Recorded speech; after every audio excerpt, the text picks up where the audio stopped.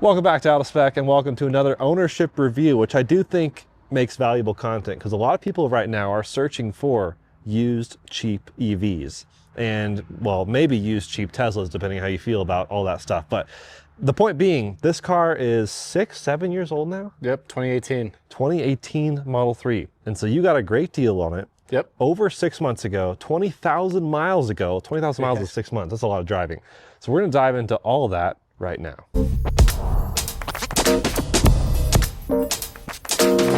So, Tijmen, you've had this car for, about 6 months? Yeah, a little bit more than 6 months, and I've put 20,000 miles on it. So there's a whole video, I think, on Out of Spec reviews on just that whole buying process. Yep. But for those who didn't see that, most likely 4-hour video, what's a really quick summary? We found it on one of the online sites, like CarGurus or something, in Utah. Drove out there same day, and Kyle had called before and said, can we get this deal under 25K so I could get the $4,000 tax credit? And they said yes, and we went. Right, this is the 2018 Model 3 Performance. Yep. So spicy, that's the only White on white, it's exactly what I wanted. And I thought white would be nice, but it's all right. It's all right. So the condition then and now, I'm curious how it's held up. So front bumper dent, still there, unfortunately. Yeah. I'll get to fixing that at some point. Yeah. Suspension was a huge issue that we didn't know. We thought it was upper control arms, the squeak, which I don't think even were that bad. It was just my lower bushings and connecting rods, yeah, that was bad. So shout out to Mountain Pass Performance, and we did all of it, basically. Overhauled all 4 corners of the suspension, so new coilover. Yep, setup. Coilovers, bushings, and rear camber arms. Nice. And the brake booster support, which is a huge must for early Model 3s because the firewall is super bendy. Right, got it. And notably some Martian wheels on there. Yeah, I stole them from you because my Martians are in the garage right here and they're still on winners. Right, so it is summertime as, well, that doesn't say the month. Yeah, I sold the stock sport wheels that came on them. Okay. Even though I do love the 20-inch sport wheels. Yeah. They just bend so easily. Yeah. And I had 3 bubbles in every tire, and they were all bent, so I just sold them and switched over to Martians. Yeah, so you've got a decent ride here. I mean, these are the 18-inch MW08s, and they're actually on Nokian's new Surpass AS01 ultra high performance all-season tire. Yep, I think they're great for daily driving. Exactly. You know, I thought that was kind of a compromise, like nothing can be high performance and all season, but yeah, I've been rocking those on the Miata. Got them on this Model 3 here. I tried them on mine, although granted yours is much more performance. Yeah. Literally. No, I mean, I haven't drifted on these just because they're Jordans. Kyle probably would. I think he might have. Right. But yeah, they're great. And I really like the silver on white, and I left the chrome on the window trim as well, just to complement each other. It really does work. But otherwise, it's held up pretty well. I mean, what other repairs have you dealt with in the last? Well, let's back up. How many miles total are on the car? Let's see. I think it's right around 58,000. Wow, yeah. So it's not actually as high miles as Kyle's car was. No, his is what, 150,000? 150,000. Yeah, 59,000. So I've done 20,412 miles. Wow. So you've really plowed on the miles, comparable to how Kyle has driven his, because his is like almost 3 times the miles as yours, but not a completely different state of being. I mean, it's still a Model 3 Performance from like 6-7 years ago. Yeah, his battery's in better condition, but we didn't know that when we bought it. Yeah. And it was never bought to be a road tripper, so I didn't really care about it. Right. So what is the state of your battery as far as you know? As far as I know, it's probably around the 82 to 85 range. I don't remember what we got last time. I think it was 86 or 84. Yeah. Okay. So it's definitely degraded quite a bit. And this was a car from a warmer climate. Yeah, it was Arizona, and it was supercharged a lot. We were theorizing it was supercharged a lot, which doesn't necessarily mean poor battery health, but like keeping this thing fully charged, or perhaps low, but I'm guessing probably fully charged. Yeah, I think it's fully charged. That's hard on it. I mean, these cars, I leave my car typically between 20 and 50% on the daily. You know, 30 to 50 is a good. Yeah, I leave it at 50 to 60. Yeah. but I don't have good home charging. I have 12 volt. I want to talk about that. You live with this Model 3 Performance with level 1 charging. Yeah, and I go into the office, the hub, once or twice a week. Yep. And at home, I do maybe 15 to 20 miles a day, and I get that overnight, even on 12 volt normal outlet. So it's fine for me when I do need to go somewhere, or if I'm planning some, like if I'm going up to the office the following day, I'll stop at the supercharger across the street. Yep. And then thank you to all of you guys that use my referral code, I get to charge for free. Yep. So, I mean, for those who don't know, like if you, let's say, plugged in after work at home and then left in the morning, I mean, how much do you charge overnight? Between 20 and 35%. Okay, so it's like not nothing. It's like a substantial chunk. Yeah. It's not like plugging a Hummer EV into a wall outlet. Oh, yeah. No, my neighbor has a Silverado EV, and he plugs it into a 110. What? Yeah. I don't know how he does it. All right, that's it. I'm going to go talk to him. Nice. So, I mean, overall, though, you just really like this thing. I mean, it's been great for me, honestly. If I had not bought it and only drove my GX around, I would not have done over 20,000 miles in the last 6 months or so. Right, you just really haven't minded driving. It's a good driver. It's a great daily. The road noise is a little annoying compared to the new 3, which like you get in a new 3 and then you're like, wow, I'm really missing out. Right, the NVH between these two cars, pretty different. Yeah, but I don't use any of the updated hardware. I don't use FSD. I only really use cruise control. Yeah, you don't even use autopilot? No, rarely. Like I just did a road trip to New Jersey and back and maybe used it 10%. Right, so you're really just a cruise control guy. Good old fashioned, which is interesting. A lot of people are like, oh, I don't care about the tech, so I don't want an EV, but like those are kind of mutually exclusive. You can enjoy the power and the fun. Yeah, exactly. I mean, this is like M3. I had so much fun in the winter with this thing because in the winter, allegedly, you can street drift and not get in trouble. Right. So, other notes of maintenance. I mean, AC compressor was the big one as well. Right. So when you bought it, which things did you fix? But then did things come up later? So when we bought it, there was some weird noise coming from the front. We're like, oh, it's AC compressor, and we are going into winter. So I was like, who cares? I'm not going to use AC. And I rode around with the windows down for quite a while because it was still kind of summer.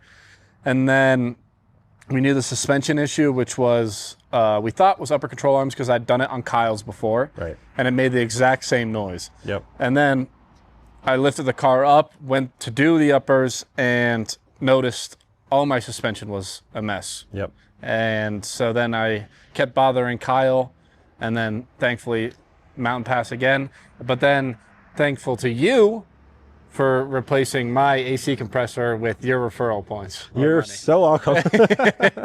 So now you have AC, which now that it's summer, that's great to have. Yeah. Other than that, really nothing is changed.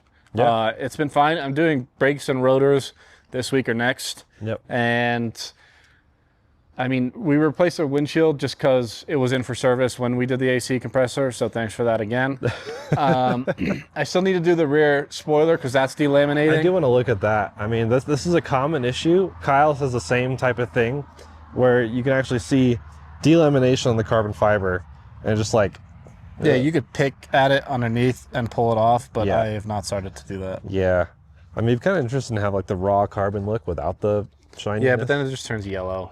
Yeah. And I don't want to do that. Yeah. I did replace the taillights, the inners on both sides. Okay. Which was like $500-600. Yep. Because they were taking in condensation, so they just fog up, and I didn't want to deal with that. I do want to take off the dual motor logo and maybe the Tesla badge. Just debadge everything? Yeah. That'd be clean. I think it would look good. So do you have another spoiler idea, like just another Tesla one? Or I think I would do a Tesla one. The super long ones that go out to like here, I don't care for. Not into that. I'm not that hot boy. So either a different Tesla one or just whatever else they have. Right. So for those who are curious, I mean, what's been your efficiency on the daily?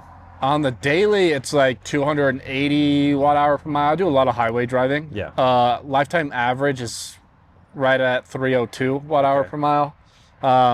So, I mean, it's fine. On road trips, it sucks because you stop at like every 150 miles, if that. Yeah, it's definitely not the 200 watt per mile, 220-ish that I get on that thing, but also it's like more than double the horsepower. So yeah, this is actually fun to drive. Not well, that's also fun to drive, but different. Yeah.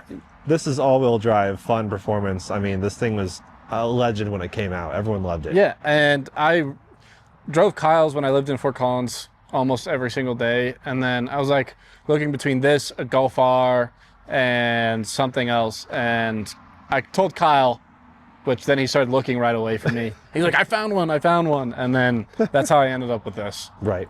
Well, I mean, it still looks good, still fits the bill, suits you well. I mean, you've liked, you know, BMW M3s and stuff. Yeah, F80 M3 is like my halo car. I think M2 will be my next car to replace this in a year or two. Or if I can afford a Taycan, I'll get a Taycan. But other than that, I think it does everything I need it to, plus more. Most of 90% of my driving is daily driving, nothing fun. Right. But then that 10%, I can go to the track, I can go to the canyons. And that was the whole purpose behind this, is that I can do those things and not sacrifice anything besides range, really. Right. So it's interesting. You're not really drivetrain focused. I mean, you'll go with the BMW M car, which is very especially gas. I'm moving to North Carolina, so it will never snow. And if it does, I have my GX for the 2 inches of snow we get. Right. To where if I do switch to something, it will probably be rear-wheel drive. Yep. And in that sense, this is still fun and just leave it in track mode all the time. But I also like noise and backfires. But it's interesting to be between Taycan versus like M2. I mean, yeah, in 2 years, who knows where Taycan value will be? Right. It could be cheaper. Yeah. That'd be wild. I mean, yeah, this thing's great. I've driven it quite a bit. No real complaints. I mean, there's not really a reason to go drive it right now because this drives like Kyle's that we feature on 3,000 videos. Well, this drives a little bit better because it's got sport suspension, has got comfort that we recently redialed in, and drives a lot better than it did. But I mean, this thing turns on a dime. It's crazy. So I guess stay tuned, folks. Subscribe, especially here, but also Out of Spec Reviews. Who knows if the old-fashioned one-lap channel will be revived? Yeah, it might. We got to get yours and Kyle's on track versus each other with the various suspension types, but still close to the same car. Yeah, exactly. I think that'd be really interesting. So yeah, I mean, let us know if you have any questions in the comments as far as Model 3 performance. Yeah, we can make another update video or just like a podcast style, and then maybe in 6 months I'll have done 50,000 miles. Honestly, you're on track for that. Yeah. I guess last question from my end. I mean, some people when they're looking at old used Teslas, you know, we talked about the maintenance and cost of ownership and stuff, but like insurance. Oh, don't get a speeding ticket.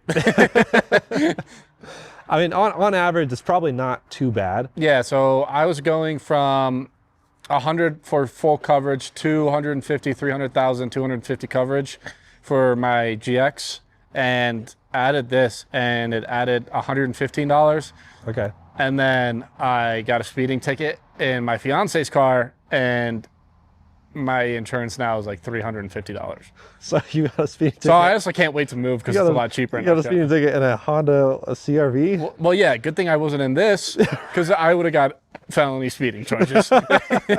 Allegedly. So now he drives nice and slow, just listens to great music. I mean, I obviously love my car, but like these two would be hard for me to decide between because you have a absolutely fantastic sound system. Yeah, that's what I do love. Like before, in my GX, I would wear my AirPods the entire drive because the sound system's terrible. You can't listen to podcasts, and this is so clear, and it's got good bass, and it just feels nice. Yeah. And the GX is like the complete opposite. Right. And I was just getting super tired of daily driving it because it's on 33s and is an off-road build and gets 10 miles a gallon, so... It's not a great daily driver. I mean, my brother's in there. He has a GX, same as yours. His is a nice daily driver, but yours? His is a mom car because he's on pizza cutter tires. I'm on big beefy tires. I did want to mention I made some updates on the interior. I got this from Colton, which is just a cover. It's supposed to be taped down, but it's just a cover. I got floor mats, Tesla OEM. I got the updated Model 3 steering wheel, which gets rid of the seam that's right here. I got that from Kyle. Shout out Kyle again. And then I got this from Amazon, which is a cover so that you can see out the rear view mirror without it just showing white. And then I got a super wide mirrors, and all this stuff will be linked down below as well. But that's all I've done to the interior. I also have thought about updating this center console area to the updated center console, which includes USB-C back there, but not fully committed on it because I'm fine with how it is. I have a mount that's back here that's kind of blocked, but for my phone, so I don't use this besides to hold my water bottle and whatever drinks I have. If I don't do it, I'm going to cover this piano black because it just gets gross and grimy. But if you guys would like to see that, just let me know and I can get the parts and make a video about it. Anyways, yeah, thanks for watching. Let us know if you have any questions, comments, or concerns, and we'll see you in the next one.